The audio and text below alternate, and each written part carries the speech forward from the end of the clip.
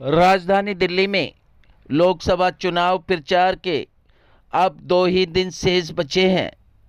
तमाम छोटी बड़ी पार्टियां जी जान से विकास के मुद्दों को लेकर अपनी अपनी लोकसभाओं में क्षेत्र की जनता से अपने लिए समर्थन मांग रही हैं। इसी कड़ी में भारतीय जनता पार्टी के लोकप्रिय प्रत्याशी मनोज तिवारी भी लगातार अपने क्षेत्र में पद यात्राएं, जनसभाएं और रोड शो करके क्षेत्र की जनता से विकास के मुद्दों को लेकर समर्थन मांग रहे हैं। करावल नगर विधानसभा क्षेत्र में एक विशाल जनसभा को संबोधित करते हुए प्रत्याशी मनोज तिवारी ने क्षेत्र की जनता से हाथ जोड़कर अपने लिए व माननीय प्रधानमंत्री नरेंद्र मोदी जी के लिए समर्थन मांगा। इस कार्यक्रम में लोनी विधायक नंदकिशोर गुर्जर ने भी क्षेत्र की जनता से समर्थन मांगा और ईडी गठबंधन के प्रत्याशी पर जमकर निशाना साधा। वहीं प्रत्याशी मनोज तिवारी को क्षेत्र की जनता ने एक बड़ी फूलमाला से स्वागत किया और प्रत्याशी मनोज तिवारी को अपना भरपूर समर्थन देने की बात भी कही। आप तस्वीरों में देख सकते हैं किस तरीके से प्रत्याशी मनोज तिवारी का बड़ी फूलमाला से क्षेत्र के लोग स्वागत कर रहे हैं। वहीं इस कार्यक्रम में 4 चांद लगाने के लिए रागनी की प्रमुख गायिका रचना तिवारी भी आई और उन्होंने देशभक्ति व प्रत्याशी मनोज तिवारी के ऊपर गीत भी गाए। क्या कुछ कहना था क्षेत्र की जनता का, देखिए रिपोर्ट।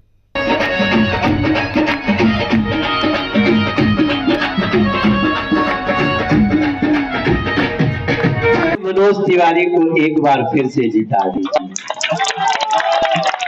और हमें जिताकर नरेंद्र मोदी को देश का प्रधानमंत्री बना दीजिएगा।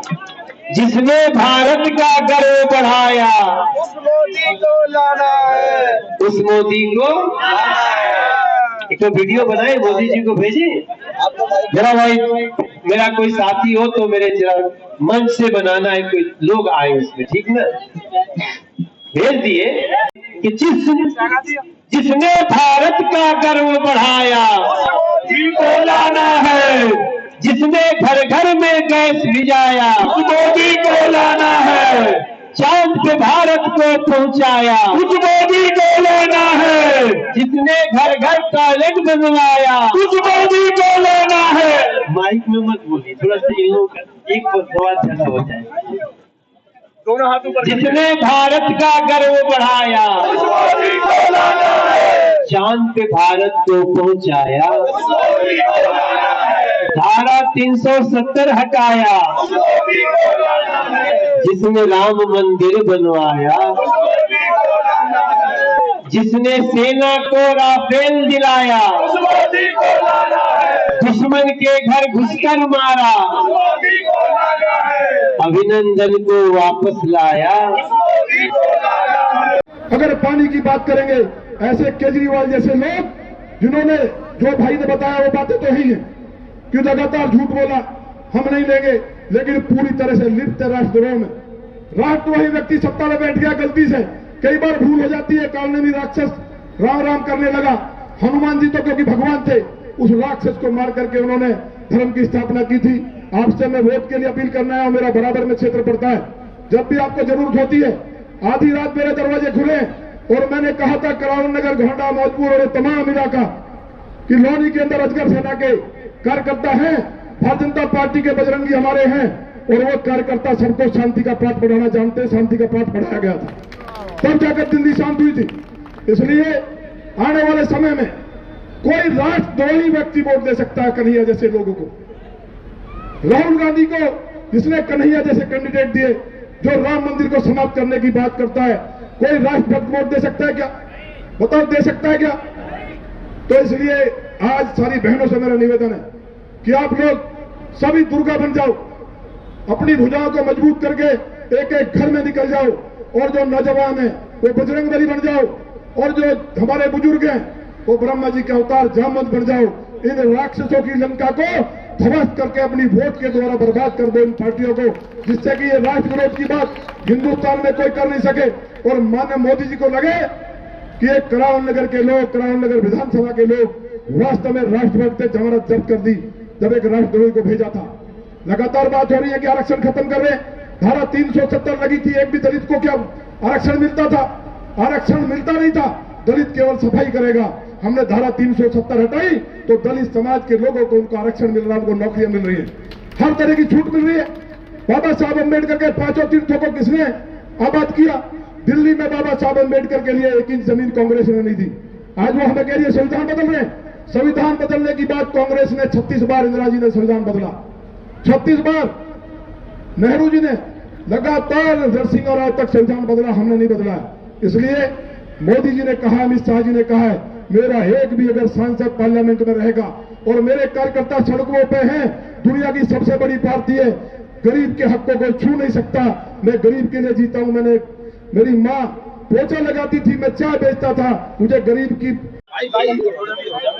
क्या कुछ कहना चाहेंगे? आज करावल नगर विधानसभा क्षेत्र में भारी जन सैलाब उमड़ा है, क्या कुछ संदेश जाएगा? अब कहने को बचा क्या है, एक तरफा कमल खिल रहा है। आज देश के यशस्वी प्रधानमंत्री और दुनिया के सबसे लोकप्रिय नेता माननीय नरेंद्र मोदी जी का जिस तरह से दुनिया के अंदर लोकप्रियता बढ़ी है, हिंदुस्तान का बच्चा बच्चा इस बात पर गर्व करता है कि हमारे बच्चों पे अगर मुसीबत आई यूक्रेन रूस रशिया के युद्ध में तो वहाँ का युद्ध रुक जाता है और हमारे बच्चे सुरक्षित आते हैं, अभिनंदन सुरक्षित आते हैं। देश की सीमाएं मजबूत हुई हैं, हाईवेज बने, बिजली और सड़क, पानी, शिक्षा, चिकित्सा का काम हुआ है। पूरा भारत दुनिया के सामने आज एक ताकतवर देश के रूप में खड़ा है। और जहां तक बात देश की और या चुनाव की है तो मनोज तिवारी जी का कद बहुत बड़ा है उनके सामने, क्योंकि कांग्रेस ने कहा था कि हम मस्जिद बना देंगे मंदिर को तोड़कर, राम मंदिर को। उस दिन हिंदुओं के मन से एक आह निकली और एक गुस्सा है कि इनकी जमानतें जब्त करनी है, कांग्रेस का नामो निशान मिट जाएगा। उन्होंने जिस तरह का प्रत्याशी यहाँ उतारा है, जो एक उग्रवादी है, जो आतंकवादियों का समर्थन करता है, जिसको आईएसआई से फंडिंग हो रही है चुनाव में भी, उसकी जमानत जब्त करने का यहाँ की राष्ट्रवादी जनता ने मन बना लिया है। एक तरफा कमल खिलने वाला है और किसी भी कीमत पे जो मुस्लिमों का आरक्षण की बात जहाँ की गई उसको समाप्त करने का भाजपा काम करेगी। पूरी तरह से दलितों का आरक्षण उसको बहाल करेगी। धारा 370 हटी तो उस टाइम जो दलितों का हक मारा जाता था उसको बहाल करने का काम माननीय अमित शाह जी, माननीय मोदी जी ने किया है। इसलिए पूरे देश की जनता, चाहे पिछड़ा, अगड़ा, दलित, सभी मिलकर के जो राष्ट्र विरोधी हैं, जो आतंकवादी हैं, राहुल गांधी जैसे लोग, अखिलेश जैसे लोग जो आतंकवादियों को रिहा करने की बात करते हो, जिन्होंने आतंकवादियों को रिहा करने का आदेश भी जारी कर दिया हो, कार सेवकों पे गोली चलवाई हो, जिन्होंने बहन बेटियों के बलात्कार का समर्थन किया हो, और जो लालू जी जिनका पूरा खानदान जो पूरी तरह भ्रष्टाचार में डूबा है, सारी पार्टियां जितने भी बेईमान हैं वो मोदी जी के खिलाफ आज तक उनका कैंडिडेट तय नहीं है। ये दुर्भाग्य इस देश का कि अगर वो लोग, बताइए किसी की बारात हो और वहाँ 20 दूल्हे जा सकते हैं क्या? उनका आज तक दूल्हे ही तय नहीं। बारात में जाने के लिए कोई देश का प्रधानमंत्री कौन बनेगा? सारे अलग अलग कह रहे हैं मैं बनूंगा, तो ऐसे लोगों को सत्ता नहीं सौंपी जा सकती। इसलिए देश के लोगों ने तय कर लिया है कि एक तरफा माने मोदी जी को 400 पार से भी ज्यादा हमें सीटें देनी है। पूरा समर्थन पूरी हमारे वार्ड का पूरा समर्थन मनोज भाई को है और आप देख लीजिएगा कि मनोज भाई हमारे वार्ड से भारी बहुमत से जीत के जाएंगे और जो दूसरे वाला जो खिलाड़ी सामने खड़ा है वो बिल्कुल क्लीन बोल्ड होगा। आप देख लीजिए।